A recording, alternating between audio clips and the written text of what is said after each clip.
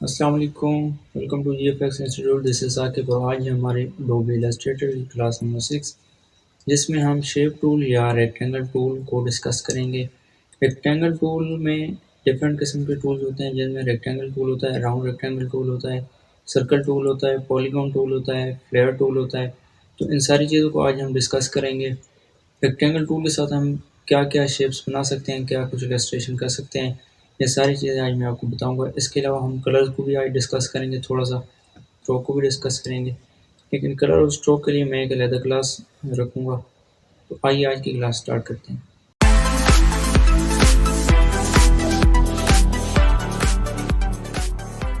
तो आज जिस टूल को हम डिस्कस करने जा रहे हैं वो है शेप टूल। ये आप अगर लेफ़्ट साइड पे ये जो आपका टूल बार आ रही है इसमें देखें तो यहाँ पे आ रहा है रेक्टेंगल टूल। शेप टूल या रेक्टेंगल टूल एक ही चीज़ होती है। आप इसके साथ डिफरेंट किस्म की शेप्स बना सकते हैं। सबसे पहले आप अगर इसको सिलेक्ट करें तो फ़र्ज़ करें मैं आपको यहाँ पे एक शेप बना के दिखा देता हूँ।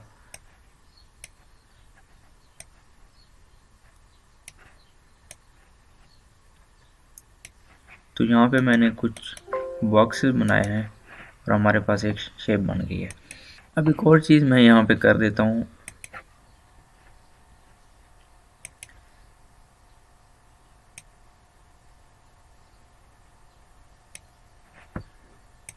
आप लोगों ने देखा कि मैंने माउस को इसके ऊपर ड्रैग किया और इसके जो अंदर वाले कॉर्नर्स थे या जो लाइन थी वो डिलीट हो चुकी हैं और ये अभी एक मुकम्मल शेप बन चुकी है, ना कि ये डिफरेंट जिस तरह पहली शेप्स थी वो हमारे पास हैं। ये एक ही शेप बन गई है। तो ये कैसे होता है ये भी मैं आपको बताऊंगा, लेकिन सबसे पहले हम इन सारे टूल्स को डिस्कस कर लेते हैं। ये होता है शेप टूल जिसके साथ आप किसी भी किस्म की शेप्स बना सकते हैं। तो माउस को आपने ड्रैग करना है यहाँ तक, दूसरी शेप में बना देता हूँ इसके अंदर। तो ये हमारा एक बॉक्स बन गया है। शेप टूल को हम इस्तेमाल करके काफ़ी सारी चीज़ें बना सकते हैं। नेक्स्ट हमारा जो टूल है वो है rounded rectangle tool. Rounded rectangle tool same वही जो पहले वाला रेक्टेंगल टूल है उसी जैसा ही है, लेकिन फ़र्क जो है वो थोड़ा सा ये है कि मैं थोड़ा सा आपको जूम कर दिखा देता हूँ। डिफरेंस जो है वो ये है कि उसके जो कॉर्नर्स थे वो बिल्कुल सीधे थे, यहाँ पे जो कॉर्नर्स हैं वो राउंडेड कॉर्नर्स आ रहे हैं। तो डिफरेंस बस इतना ही कि वहाँ पे कॉर्नर राउंड नहीं होते, यहाँ पे कॉर्नर जो हैं वो राउंड होते हैं। तो राउंडेड कॉर्नर और जो रेक्टेंगल टूल है उन दोनों में सिर्फ यही डिफरेंस है। आगे हमारा तीसरा टूल आ जाता है इलिप्स टूल। इलिप्स टूल जिस तरह मैंने आपको इंट्रो में शायद बता दिया था कि circle tool, same ellipse tool वही चीज़ है। इलिप्स टूल के साथ अब मैं शिफ्ट के साथ इसको ड्रैग कर रहा हूँ तो हमारे पास एक सर्कल बन गया है। अब अगर मैं इसको बगैर शिफ्ट के ड्रैग करूँ तो ये एक हमारे पास और शेप बन गई है। अगर मैं इसको थोड़ा सा यूं ड्रैग करूँ तो ये हमारे पास एक की सी शेप बन गई है। तो इलिप्स टूल के साथ हम डिफरेंट किस्म की शेप्स बना सकते हैं जो कि सर्कुलर शेप हो सकती हैं। सर्कुलर का मतलब होता है जिनका कोई कॉर्नर ना आ रहा हो, उन शेप्स को बोलते हैं सर्कुलर शेप्स। नेक्स्ट हमारे पास जो टूल इसमें आ जाता है वो है पॉलीगॉन टूल। पॉली का मतलब होता है मैनी या बहुत सारे। पॉलीगॉन टूल ये होता है पॉलीगॉन टूल जिसमें आप अपनी मर्ज़ी से जितने चाहे उतने कॉर्नर्स ऐड कर सकते हैं। तो यहाँ पे ये जो डिफ़ॉल्ट होता है ये होता है हेक्सागोन जिसमें 6 कॉर्नर्स होते हैं। अब अगर अपनी मर्ज़ी से आप रेडियस और जो कॉर्नर्स हैं वो लगाना चाहते हैं तो आपने क्या करना है कि जस्ट इस टूल को सेलेक्ट करके यहाँ पे क्लिक करना है तो आपके पास ये टूल बार आ जाती है इसकी। तो आपने इसमें ऊपर रेडियस लिखा हुआ, आप जितना रेडियस लगाना चाहते हैं वो लगाएं। नीचे अगर मैं फ़र्ज़ करूँ यहाँ पे पहले 6 कॉर्नर्स हैं या साइड्स हैं तो मैं 5 करना चाहता हूँ, मैं इसको ओके करूँगा। तो आप लोगों ने देख लिया कि मेरे पास अभी 5 कॉर्नर्स आ रहे हैं। यहाँ पे जो डिफ़ॉल्ट था उसमें 6 थे, यहाँ पे हैं 5। तो इस पॉलीगॉन टूल में आप डिफरेंट किस्म के जो कॉर्नर शेप होती हैं वो बना सकते हैं। अब अगर मैं यहाँ पे ट्रायंगल बनाना चाहता हूँ, मैं 3 लिखूँगा और आपने देखा कि मेरे पास एक ट्रायंगल बन गई है। ठीक है, तो जितने भी कॉर्नर्स वाली शेप्स होती हैं उसमें जो आप बनाना चाहें वो बना सकते हैं। इससे अगला टूल होता है हमारे पास स्टार टूल। स्टार टूल जिस तरह आपके पास सेम स्टार होता है वही होता है, तो यहाँ पे भी वही स्टार ही है। तो इस स्टार में जिस तरह पॉलीगॉन टूल में आपने देखा कि आप अपनी मर्ज़ी से साइड उसमें ऐड कर सकते थे, इसी तरह स्टार टूल में भी ये फैसिलिटी है कि आप अपनी मर्ज़ी से इसमें जो कॉर्नर्स हैं, जो साइड्स हैं, वो ऐड कर सकते हैं। यहाँ पे आपने जस्ट स्टार टूल को सिलेक्ट करके क्लिक करना है। आपके पास ये रेडियस 1 और रेडियस 2 आ गए हैं।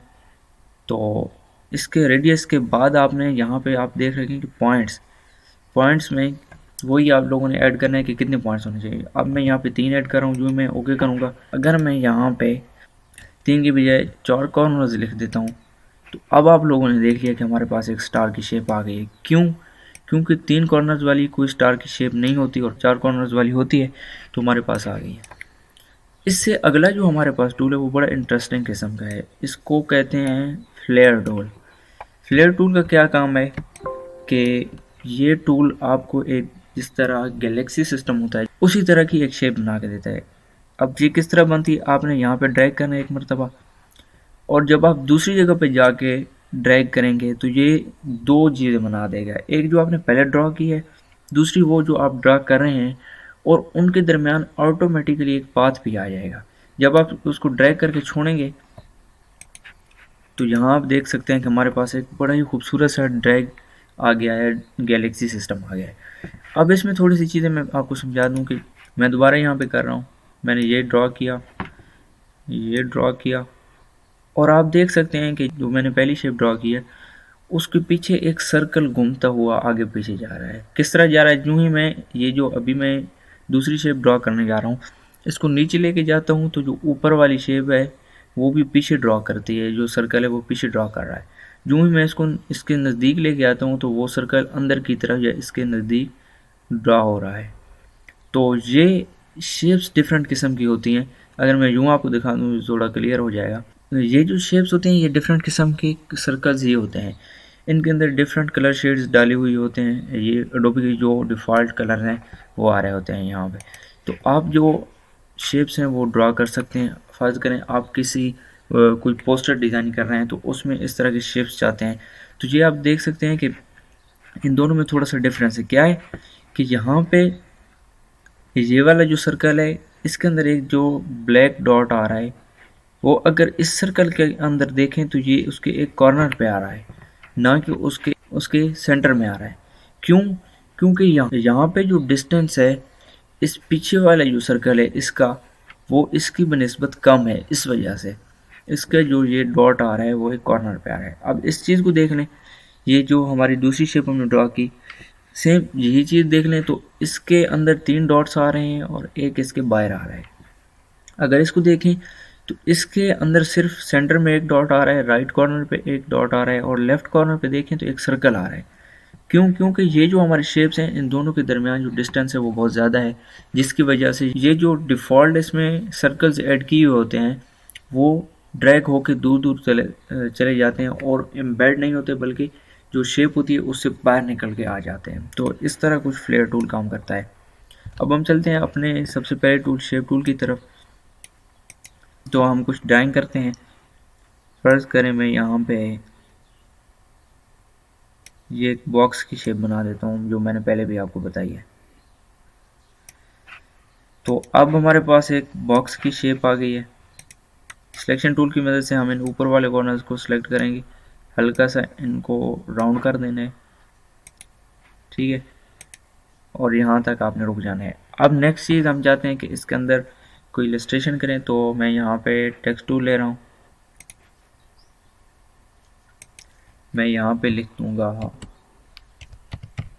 Tower shoes. ये मैं एक रैंडम सी सिलेक्शन यहाँ पे बता रहा हूँ, रैंडम टेक्स्ट बता रहा हूँ।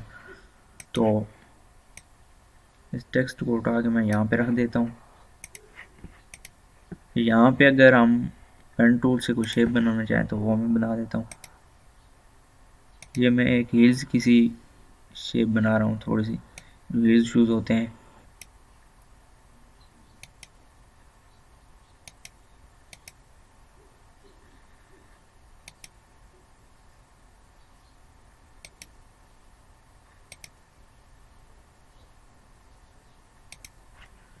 मैं फ़िलहाल इसका जो फिल है वो ख़त्म कर देता हूँ ताकि आपको शेप जो है वो क्लियर नजर आए। इसको सेलेक्ट करके आपने यहाँ पे ये जो आ रहा है इसको यहाँ पे कोई भी स्ट्रोक दे दें, तो आपके पास जो स्ट्रोक है वो आ जाएगा। अब ये हमारे पास शेप तो आ गई, लेकिन कोई इंटरेस्टिंग शेप नहीं है। क्यों? क्योंकि इसके अंदर कोई ख़ास कलर्स नहीं फिल की हुई है। तो कलर्स फिल करने के लिए आप लोगों ने क्या करना है, इस वाली शेप को आपने सेलेक्ट करना है। यहाँ पे मैं ग्रेडियंट ले रहा हूँ, तो हम इसमें ग्रेडियंट डाल देते हैं आज। ये ग्रेडियंट की मैं एक अलग क्लास आपको समझाऊंगा कि ग्रेडियंट क्या चीज़ होते हैं। यहाँ पे दो कलर, मिनिमम जो कलर्स होते हैं ग्रेडियंट में वो दो ही होते हैं, तो मैं यहाँ पे दो कलर्स ले रहा हूँ। ठीक है, इसके बाद मैं ये वाली शेप जो है मैंने सेलेक्ट की, तो आपने देखा कि हमारे पास एक कलर फिल हो गया है। अब चूंकि हम ये जो नीचे वाला बॉक्स है इसमें भी कलर फिल करना चाहते हैं, इसको सिलेक्ट करना है, यूं ही डबल क्लिक करना है, इसमें को हम एक ही कलर फिल कर देते हैं। तो मैं यहाँ से थोड़ा सा इससे मिलता जुलता ये वाला कलर, आई थिंक ये वाला ठीक रहेगा, ये वाला कलर फिल कर देता हूँ। तो ये हमारे पास शेप आ गई है। अब जो इम्पोर्टेंट चीज़ यहाँ पे रहती है वो है हमारी ये जो हमने शू बनाया है, कि इसको हम किस तरह फिल करेंगे। तो फिल करने के लिए इसको आपने ऐसा कलर देना है कि जो कि बिल्कुल विजिबल हो, यहाँ पे क्लियरली नज़र आ रहा हो। तो यहाँ पे हम अगर इसको ये कलर दे दें तो ये ज़्यादा विजिबल होगा। तो हमारे पास ये जो कलर है वो विजिबल आ गया है। तो हमने जस्ट टाइप टूल या रेक्टेंगल टूल की मदद से एक बॉक्स बना लिया और इस पर ड्राइंग की है। तो अगर हम टाइप टूल के साथ कोई और शेप बनाना चाहें तो उसको बनाने के लिए भी बड़ी आसान सी बात है। यहाँ पे मैं ये एक नई शेप बना रहा हूँ और इसके अंदर मैं जो टूल पहले मैंने यहाँ पे इस्तेमाल किया था, जिसमें इसके अंदर वाली जो लाइन है वो ख़त्म हो गई थी, वो इस्तेमाल करूँगा। तो यहाँ पे मैं शेप ड्रॉ करता जा रहा हूँ। जस्ट इसी तरह आपने शेप ड्रॉ करनी है। अगर आप प्रैक्टिस करते हैं इस टूल की या आप इस तरह की शेप बनाना चाहते हैं तो आपने कुछ भी नहीं करना, आपने रेक्टेंगल टूल की मदद से इसको सेलेक्ट करके इसी तरह आगे लेते जाना है, तो आपके पास जो शेप है वो आ जाएगी। यहाँ पे मैं इसको ख़त्म कर देता हूँ, तो हमारी जो शेप है वो कंप्लीट हो गई है। अभी इसके अंदर कलर भी फिल आ रहा है, अगर आप चाहें तो आप इसको इन सब को सिलेक्ट करके कलर ख़त्म कर सकते हैं। यहाँ फ़िलहाल कलर ख़त्म कर रहा हूँ। तो हमारे पास शेप जो है वो कुछ इस तरह की बन गई। ये जो इसकी लाइंस आप देख रहे हैं ये इस तरह की हैं। अब आपने क्या करना है कि इस शेप को सिलेक्ट करना है। यहाँ पे आ रहा है shape builder tool. Shape builder tool का मतलब होता है कि किसी भी शेप को आप एक स्पेसिफाइड शेप दें, कि आप उसके कहीं से कॉर्नर्स डिलीट करना चाहते हैं, कहीं पे उसको बेंड देना चाहें तो आप उसको दे सकते हैं। अब मैं चूँकि अंदर वाली जो लाइन है वो डिलीट करना चाहता हूँ, तो मैं इस शेप बिल्डर टूल को सिलेक्ट करूँगा। अब एक और चीज़, इस शेप टूल के साथ प्लस का निशान आ रहा है। तो प्लस का मतलब ये है कि जहाँ पे आप ड्रैग करेंगे जितनी लाइंस उसके अंदर आएगी वो उनको डिलीट कर देगा।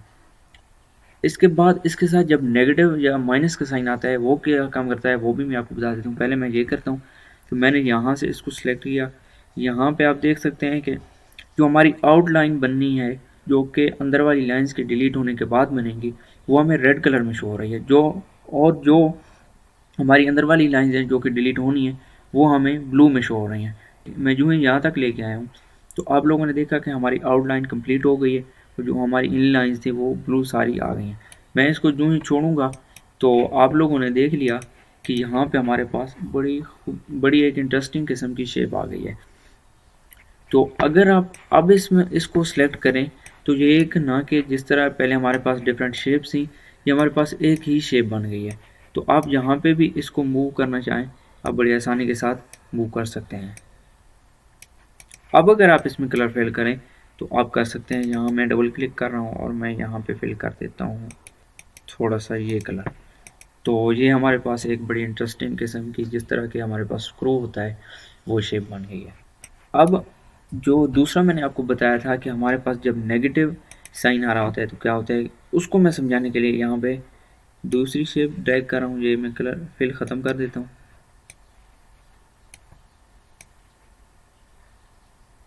ये मैं साथ साथ शेप्स इसलिए ड्रॉ कर रहा हूँ ताकि आपको जो है पॉइंट है वो समझ आ जाए। अब आप लोगों ने क्या करना है कि इन सारी शेप्स को सिलेक्ट करना है। सिलेक्ट करने के बाद आपने वही शेप बिल्डर टूल लेना है और अब आपने प्रेस कर देना है यहाँ पे ऑल्ट। जो ही आप ऑल्ट की प्रेस करेंगे तो आपने देखा कि माउस कर्सर के साथ अभी नेगेटिव का साइन आ रहा है, माइनस का साइन आ रहा है। तो अब आपने क्या करना है कि आप यहाँ से ड्रैग करेंगे, जहाँ तक लेके आएंगे, यहाँ तक मैं लेके आया हूँ, तो आपने देखा कि इसके अंदर जितनी भी शेप्स सिलेक्ट हुई हैं वो सारी ही डिलीट हो गई हैं। मैं अनडू कर रहा हूँ। प्लस साइन जब आ रहा होता है तो उसमें जितनी लाइंस के ऊपर आप इस टूल को ड्रैग करते हैं वो डिलीट होती हैं, लेकिन जब इसके साथ माइनस साइन आ रहा होता है तो जितनी शेप्स आप सिलेक्ट करेंगे या जितनी शेप्स के ऊपर ये टूल जाएगा वो सारी शेप्स ही डिलीट हो जाती हैं। एक बार फिर मैं आपको यहाँ से थोड़ा थोड़ा करके दिखा देता हूँ कि मैंने इस शेप को सिलेक्ट किया तो ये जो इसके कॉर्नर्स यहाँ पे आ रहे थे वो डिलीट हो गए। अब आप सवाल करेंगे कि यहाँ पे इसका जो हिस्सा इस शेप के अंदर आ रहा था, जो इसके और जो इसके अंदर आ रहा था, वो नहीं डिलीट हुआ। क्यों नहीं हुआ? क्योंकि ये वाली जो शेप्स हैं हमने इनको सिलेक्ट नहीं किया, हमने जस्ट वही कॉर्नर सेलेक्ट किए थे जो कि आउटसाइड द बाउंड्री आ रहे थे, जो कि हमारे डॉक्यूमेंट के ऊपर थे। अब अगर मैं इसको सिलेक्ट करूं तो आपने देखा कि यहाँ पे प्लस का साइन है तो हमारे पास ये शेप कंप्लीट हो गई। मैं इसको अनडू करके माइनस के साथ आपको दिखा देता हूँ। ये आपने देखा कि मैंने यहाँ पे ड्रैग भी नहीं किया और जस्ट क्लिक किया और हमारी जो शेप है वो डिलीट हो गई है। एक इसमें एक और इंटरेस्टिंग ये आपके पास पॉइंट आ गया है कि अगर आप ड्रैग नहीं करना चाहते या ड्रैग नहीं करते तो आपने जस्ट क्या प्रेस करना है, शेप किसी भी शेप को आपने सेलेक्ट करना है, शेप बिल्डर टूल लेना है, यहाँ पे ऑल्ट प्रेस करके आपने जो पार्ट डिलीट करना है। अब मैं यहाँ से फर्ज करें ये वाला जो ये छोटा बॉक्स हमारे पास स्क्वायर आ रहा है इसको डिलीट करना चाहता हूँ, मैं यूँ ही क्लिक करूँगा और जो हमारा पार्ट था वो डिलीट हो चुका है। इसी तरह मैं अगर इस शेप में से ये जो हमारा थोड़ा सा पार्ट है इसको मैं डिलीट करना चाहता हूँ तो मैं शेप बिल्डर टूल लेके ऑल्ट के साथ मैं यहाँ पे क्लिक करूँगा और हमारी जो शेप है वो डिलीट हो जाएगी। तो अब आप लोगों ने देख लिया कि शेप बिल्डर टूल के साथ हम क्या काम कर सकते हैं। वो शेप बिल्डर टूल ही की मदद से मैंने जो पहले वाली ड्राइंग बनाई थी। तो अब आप लोगों ने देख लिया कि शेप बिल्डर टूल के साथ हम किस किस्म की ड्राइंग कर सकते हैं या किस तरह शेप्स को डिलीट कर सकते हैं, किस तरह पूरी शेप डिलीट होती है और किस तरह हम लाइंस डिलीट करते हैं। अब थोड़ा सा हम आ जाते हैं इलिप्स टूल की जानिब। तो हम इलिप्स टूल से ड्राइंग करने के लिए क्या करेंगे, मैं यहाँ पे एक सर्कल ड्रॉ कर रहा हूँ, एक मैं यहाँ पे शेप थोड़ी सी यहाँ पे ड्रॉ कर रहा हूँ। इसके बाद मैं ले लेता हूँ रेक्टेंगल टूल और रेक्टेंगल टूल को मैं ड्रॉ करूँगा यहाँ से यहाँ तक। इस वाली शेप को मैं थोड़ा सा यहाँ पे लेके आता हूँ। इस वाली शेप का जो साइज़ है वो मैं इंक्रीज़ कर देता हूँ क्योंकि छोटा है, तो साइज़ हम बढ़ा देते हैं।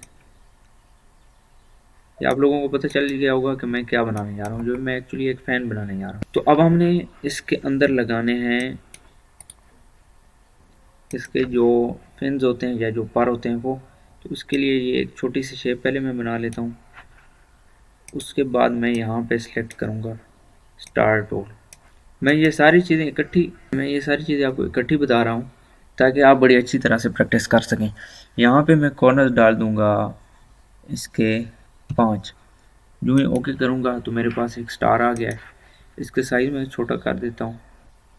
अगर आप शिफ्ट के साथ करेंगे तो आपका जो प्रोपोर्शनली है वो साइज़ डिक्रीज़ होगा, तो वो एक इंटरेस्टिंग बन जाता है। यहाँ पे आप लोगों ने इसको इंसर्ट कर देना है और ये हमारी शेप कंप्लीट हो गई है। अब इसमें कलर भी फिल कर देते हैं। यहाँ पे आप लोगों ने देखा कि मैं कलर्स को यूज़ कर रहा हूँ, तो आप लोगों ने कलर्स को आहिस्ते से समझ आना है। जब हम क्लास लेंगे तो वो एक अलग लेंगे, लेकिन फिर भी आप लोगों ने इन चीज़ों को समझते आना है। मैं इसको भी सिलेक्ट करके इसमें कोई कलर फिल कर देता हूँ, ये वाला। तो हमारे पास जो शेप थी हमारी वो कंप्लीट हो चुकी है। तो आप लोगों ने इन सारी चीज़ों की प्रैक्टिस करनी है, शेप बिल्डर टूल की भी प्रैक्टिस करनी है। तो अगली वीडियो में हम किसी नए टूल के साथ मिलेंगे। आई होप आपको आज की वीडियो पसंद आई होगी। अगर पसंद आई है तो मेरे चैनल को ज़रूर सब्सक्राइब करें, जो इस वीडियो को लाइक करें, अपने दोस्तों के साथ शेयर करें। तो इंशाल्लाह अगली वीडियो में मिलेंगे, तब तक के लिए अल्लाह हाफ़िज़।